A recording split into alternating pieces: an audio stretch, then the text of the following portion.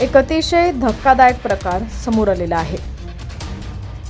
दिवसेंदिवस अनेक विचित्र घटना आपल्याला सोशल मीडियाच्या माध्यमातून पाहायला मिळतात। अशीच एक घटना हादरवून टाकणारी जी समोर आली आहे। एका 4 वर्षाच्या बालिकेवर लैंगिक अत्याचार झाल्याची घृणास्पद मन हेलावून टाकणारी घटना घडली आहे।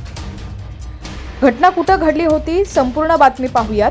त्याआधी तुम्ही HPN मराठी न्यूज चॅनलला सबस्क्राइब केलं नसेल तर नक्की सबस्क्राइब करा आणि बेल आयकॉनवर क्लिक करून नोटिफिकेशन्स मिळवा, जेणेकरून आमचे अपडेट्स लवकरात लवकर तुमच्यापर्यंत पोहोचतील।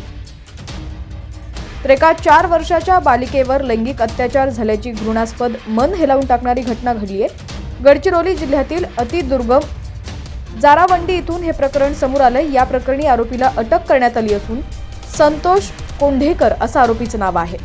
आरोपी संतोष कोंढेकर हा 50 वर्षाचा असून हा नराधम पीडित बालिकेचा शेजारीच आहे। आरोपी हा जारावंडी येथील प्राथमिक आरोग्य पथक इथं शिपाई या पदावर कार्यरत आहे। दरम्यान पीडित बालिका ही आरोग्य केंद्राच्या समोरच राहायची। आरोपीनं सायंकाळी 4 ते 5 वाजण्याच्या दरम्यान मुलीला आपल्या घरी बोलावून घेतलं।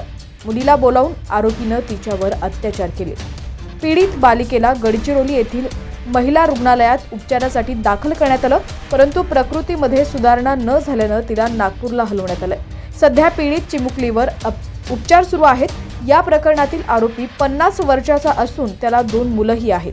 आरोपीला पोलिसांनी अटक केलेली आहे।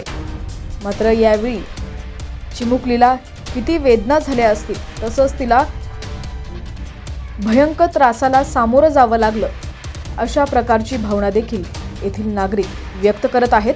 तसंच या नराधमाला कठोरात कठोर शिक्षा व्हावी असं देखील येथील नागरिकांची मागणी आहे। मात्र ही घटना घडत असताना चिमुकलीनं बऱ्याच वेळा या नराधमाला विरोध देखील केला असावा, मात्र तिचा आवाज कुणी ऐकलाच नसावा असं देखील येथील नागरिकांचं मत आहे।